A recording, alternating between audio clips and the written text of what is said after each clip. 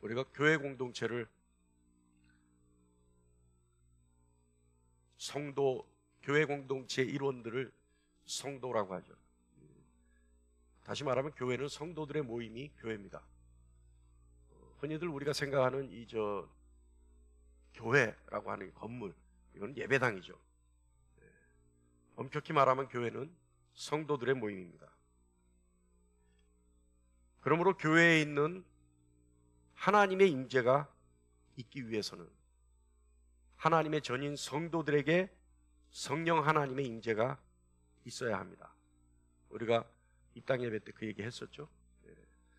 여기 아멘교회 예배당에 성령의 임재가 있으려면 여러분 한 사람 한 사람이 성령 하나님의 전우로서 이곳에 있으면 이곳은 성령의 임재가 반드시 있을 수밖에 없다. 기억하시죠? 그래서 우리가 이곳을 아멘교회 예배당이라고 했다가 성령의 전인 여러분들이 모여서 함께 예배하면 그때 비로소 이것이 하나님의 전 성전이 될 수 있다. 함께 나눴었죠? 자, 머리에 두시고 오늘 갈라디아서를 우리가 보는데요, 우리 갈라디아에 대해서 한번 생각해 볼 필요가 있어요. 이 갈라디아 교회는요, 바울의 전도 여행에 의해서 세워졌습니다. 그러니까 바울이 전하는 복음을 듣고 세워졌어요. 갈라디아 교회의 구성원들은요, 유대인들이 아닌 이방인들이었어요. 이 이방인들은 바울이 전하는 복음, 그 복음을 듣고 기독교로 개종한 사람들입니다. 이것은 무엇을 의미하는 거냐면 이 사람들은 유대교의 정서가 없어요. 그러니까 유대인이어야지만 유대교의 정서가 있는데 이 사람들은 유대교를 모르는 사람들. 듣긴 들었겠죠. 디아스포라가 있으니까 갈라디아에도 유대인들 공동체가 있었으니까 보긴 봤을 거예요. 그렇지만 이 사람들은 유대교인의 정서는 없어요.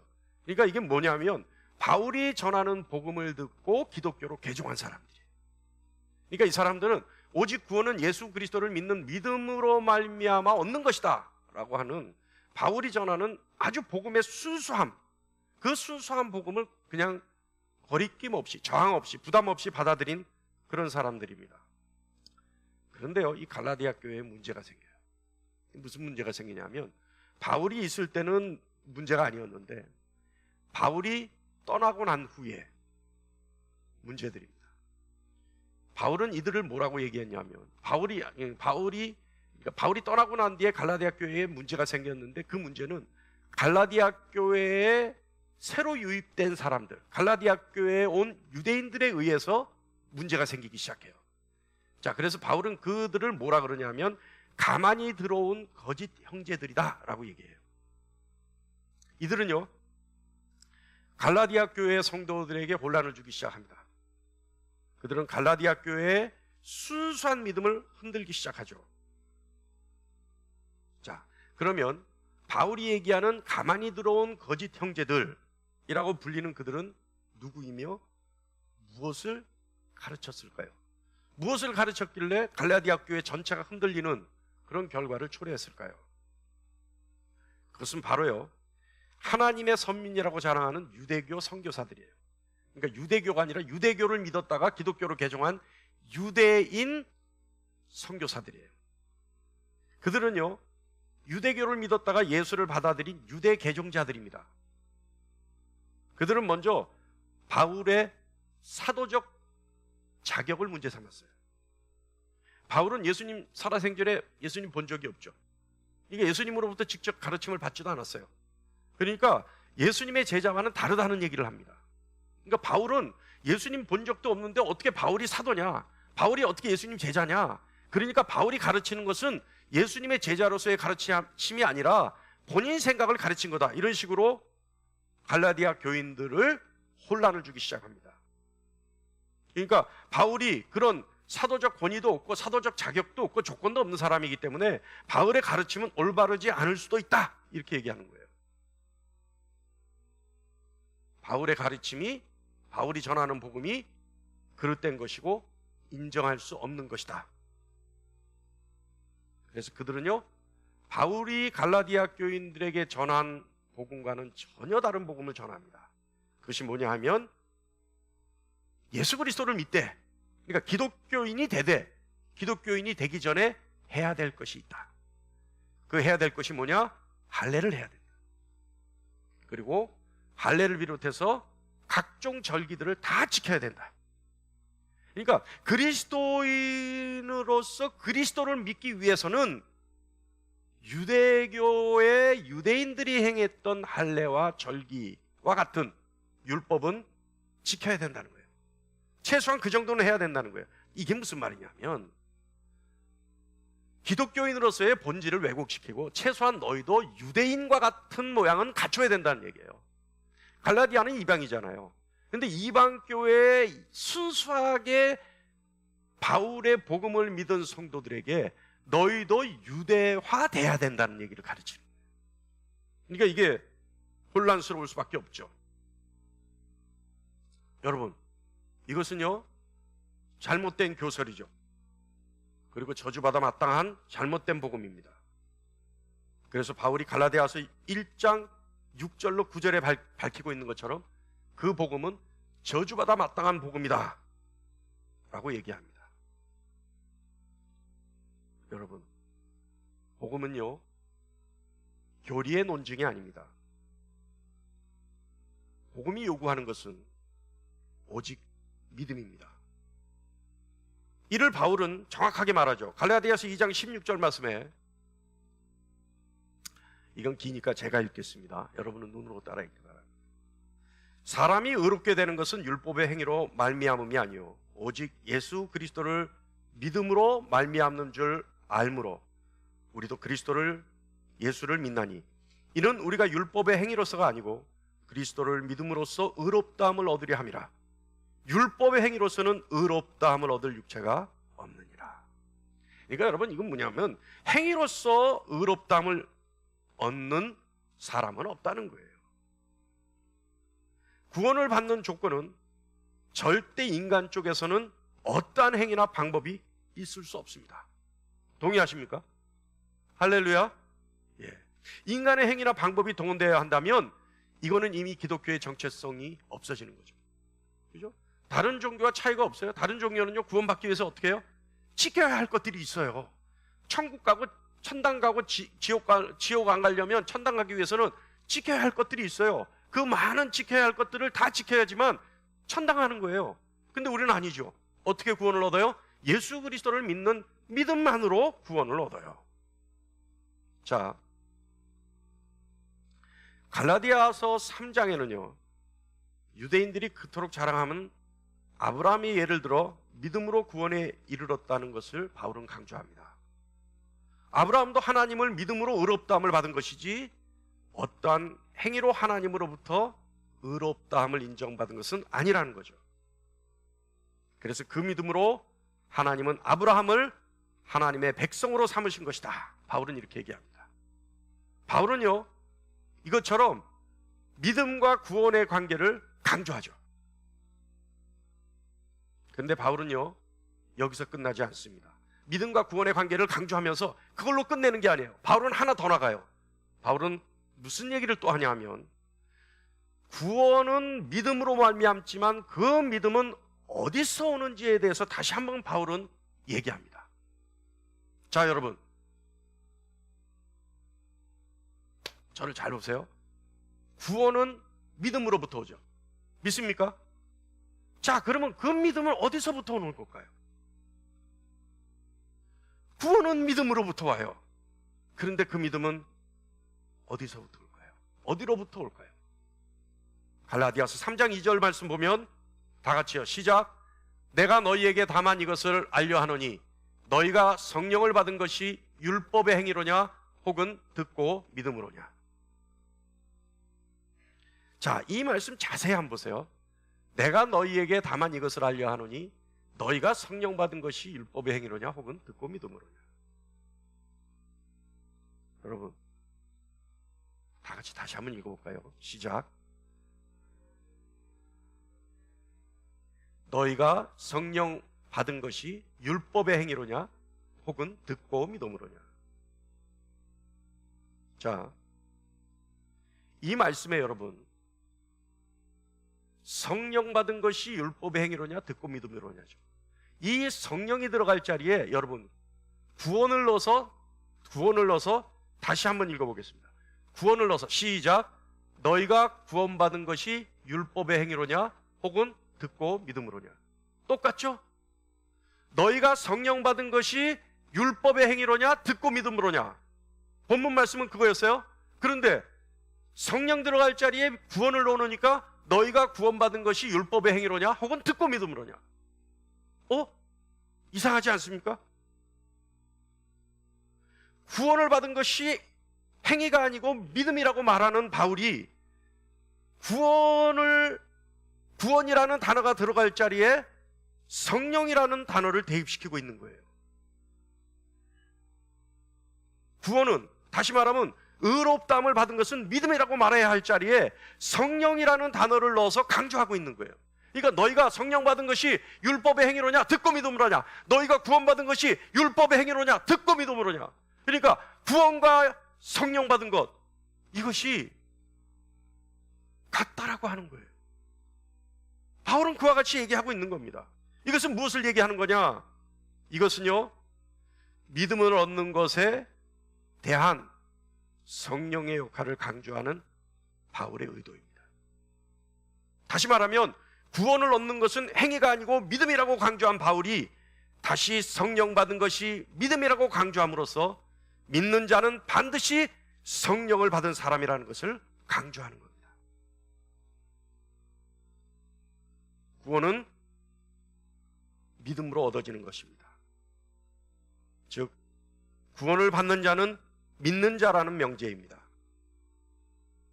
성령을 받는 것 역시 믿음으로 받는 것입니다. 이 또한 성령 받은 자는 믿는 자라는 명제입니다.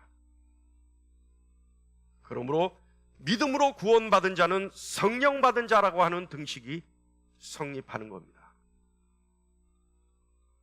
이것은 믿음을 갖는다는 것에는 반드시 성령 하나님의 역할이 필요하며 성령 하나님의 사역이 절대적이라는 것을 말하고 있습니다. 그렇다면 여러분, 우리가 믿었을 때 그 믿음은 누구로부터 왔어요? 성령 하나님으로부터 온 거죠. 할렐루야. 우리가 믿음을 갖는 것, 성령 하나님을 통하지 않고는 있을 수 없는 말입니다. 성령을 통하지 않고는 예수를 그리스도라 나의 주라 믿을 수 없다는 겁니다. 여러분, 우리는 예수를 우리 구주로 믿는 성령의 사람들입니다. 성령의 내주하심과 그래서 우리를 도우시는 것을 믿는 성령의 사람들입니다. 우리가 믿고 구원을 받았다는 것은 우리가 성령의 사람이라는 증거입니다. 사랑하는 여러분, 저는요 여기서 한 가지 문제를 제기할게요. 실내가 좀 더울까요? 지금 어때요? 좋습니까? 온도가 딱 좋아요? 근데 제가 항상 헷갈리는 건, 착각하는 거는, 저는 높은 데 있잖아요 지금. 이게 여기는 더워요. 이게 지금 여기만 해도 벌써 표고차가 있는 거예요. 벌써. 거기는 적당한 온도인데 여기는 더워요. 근데 저를 맞히지 마시고 여러분을 맞히세요. 자, 여기서 제가 문제를 하나 제기할게요. 여러분 잘 한번 들어보세요. 그러면 예수를 믿는 성령이 사람이 된 사람과 그렇지 않은 사람은 어떻게 구별해야 될까요? 자, 우리가 조금 전에 너희가 성령 받은 것이 율법의 행위로냐 듣고 믿음으로냐, 너희가 구원받은 것이 율법의 행위로냐 듣고 믿음으로냐. 그렇기 때문에 구원받은 것과 성령 받은 것은 같은 거다. 그래서 믿음에 의해서 성령도 받는 것이고 구원받는 것이다. 그렇기 때문에 믿는 사람은 성령 받은 사람이고 믿는 사람은 구원받은 사람이다. 구원받은 사람은 곧 성령 받은 사람이다. 이 삼각함수가 이게 딱 맞아 떨어지는 거예요. 그렇다면 믿음은 성령 하나님으로부터 오는데, 그렇다면 성령 받은 사람과 성령 받지 않은 사람은 어떤 차이가 있느냐? 다시 말하면 엄밀히 따지면 믿는 사람과 믿지 않는 사람은 어떤 차이가 있느냐? 구원받은 사람과 구원받지 않은 사람은 무슨 차이가 있느냐?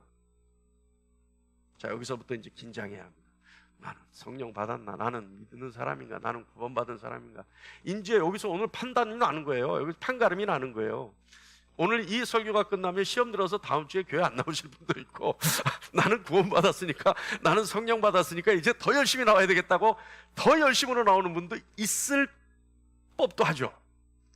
자, 잘 들어보세요, 여러분. 요즘 한국 교회가 참 많은 욕을 먹어요. 그죠? 그래서 세상으로부터 손가락질 받아요. 그런데 손가락질 받는 이유를 보면요, 자업자득이에요. 세상 사람들이 더 윤리적이나 도덕적으로 더 바르게 보일 때도 있어요, 기독교인들보다. 여러분 그렇게 생각 안 하십니까? 오히려 기독교인들보다요, 세상 사람들이 저 사람은 윤리적으로 도덕적으로 더 바른데, 훨씬 더 높은 수준의 윤리적 도덕적 의식을 가지고 있는데 라고 생각되어지는 사람도 있단 말이에요. 예수의 가르침을 따르는 기독교인들이, 예수를 믿는 성령의 사람들이 예수의 향기를 뿜지 못하고 있기 때문에 손가락질 나고 욕먹는 거예요. 여러분, 세상이 기독교에 거는 기대는 큽니다. 그리고 우리 스스로 역시 하나님을 섬기기에 합당한 도덕적 윤리적 의식을, 그런 수준을 가지고 있다고 생각합니다. 그래서 우리는 세상의 윤리적 도덕적 요구를 충족시키고 있다고 생각하고 있습니다. 그러나 실상은 충족시키기는커녕 오히려 세상으로부터 손가락질 받고 있다는 사실은 어찌된 일일까요? 사랑하는 여러분, 성령의 사람은 세상으로부터 손가락질 받아서는 안 됩니다. 성령의 사람은 예수를 가슴에 품은 사람들입니다. 그런 사람들은 분명히 구분되어져야 합니다. 그것은 성령의 사람은 반드시 성령의 열매가 있다라고 하는 명확한 구분의 경계가 있기 때문에 그렇습니다. 갈라디아서 5장 22절부터 23절 말씀에 다 같이요, 시작. 오직 성령의 열매는 사랑과 희락과 화평과 오래 참음과 자비와 양성과 충성과 온유와 절제니 이 같은 것을 금지할 법이 없느니라. 성령의 사람은요, 이 9가지 성령의 열매가 있어야 하는 겁니다. 다시 말하면 이러한 성령의 열매를 맺는 삶을 사는 사람이 바로 성령의 사람, 다시 말하면 구원을 받은 사람의 모습인 겁니다. 여러분, 우리 성령의 열매를 맺는 삶이 되기 위해 하나님께 간절히 바라고 성령의 도우심을 의뢰하며 우리 주님의 모습을 담고자 노력하며 기도해야 할 것입니다. 여러분에게, 여러분의 삶에 성령의 열매가 가득 맺어지기를 간절히 축원합니다. 오늘 본문 7절 말씀 보면요, 다 같이 보겠습니다. 시작. 스스로 속이지 말라. 하나님은 업신여김을 받지 아니하시나니 사람이 무엇으로 심든지 그대로 거두리라. 이 말씀은요, 스스로를 속이지 말라는 이 말씀은 나는 예수를 믿는 사람이니 의롭다함을 받았다고 스스로 속이지 말라는 뜻입니다. 행동은 아무렇게나 하면서 예수 그리스도를 믿기에 구원받았다라고 하는 착각하지 말라는 얘기입니다. 그것은 스스로 속이는 것이요, 말할 수 없는 착각이라는 것입니다. 하나님은 업신여김을 받지 않으신다라고 하는 것은 하나님은 그런 사람들 때문에 스스로 비웃음을 받을 뿐이 아니라는 뜻입니다. 사람은 무엇이든지 심는 대로 거두리라는 말씀은 사람은 그가 거두는 것은 스스로 심었기 때문에 거둔다는 겁니다. 무엇을 심든지 그가 심은 것을 거두는 것이지 심지 않은 것을 거둘 리는 없다는 거죠. 심지도 않은 것을 거두려고 생각한다면 착각이요, 욕심이며 거짓이며 죄악입니다. 이것이 진리이며 지혜이며 신앙의 상식입니다. 바울은 8절에 분명히 말하고 있습니다. 다 같이 한번 볼까요? 시작. 자기 육신을 위하여 심는 자는 육체로부터 썩어질 것을 거두고 성령을 위하여 심는 자는 성령으로부터 영생을 거두리라. 여러분, 믿기만 하면 구원을 얻는다는 이신칭의의 기독교 교리는 참으로도 많이들 오해해 왔습니다. 믿기만 하면 구원받는다, 영생의 문제를 해결받았다, 그렇기 때문에 어떻게 살아도 문제없다, 삶의 모습이 어쨌든 세상 사람들이 무엇을 하든 그저 마음 내키는 대로 살면 되는 것이다, 그렇게 착각해 왔습니다. 죄를 지으면 하나님 앞에 잠시 회개하고 그렇게 하면 다시 용서를 받기에 아무런 문제 없다는 그런 어처구니 없는 오해를 해왔습니다. 그러나 오늘 본문의 바울은 분명히 하나님의 계시를 말하고 있습니다. 우리가 갈라디아서를 통해 바라본 것처럼 예수를 믿어 의롭다함을 얻는 사람은 성령과 뗄래야 뗄 수 없는, 생각조차 할 수 없는 관계라는 겁니다.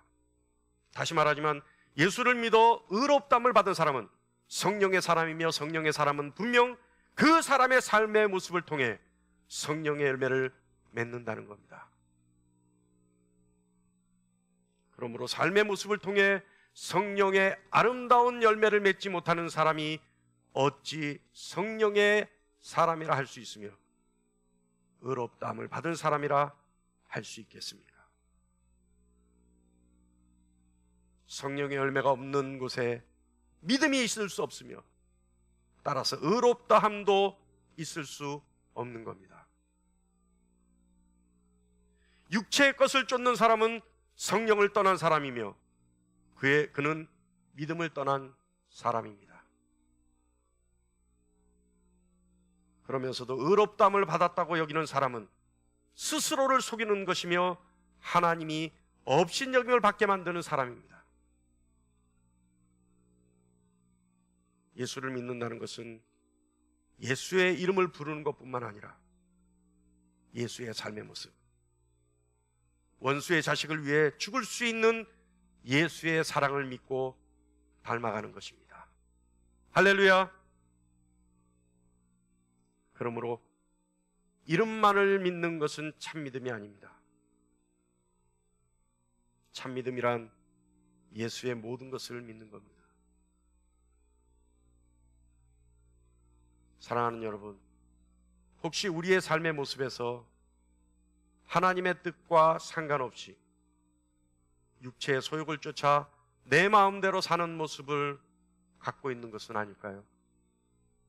사랑하는 여러분, 하나님은 어떤 이유에서도 업신여김을 받을 뿐이 아니라는 사실을 명심해야 합니다.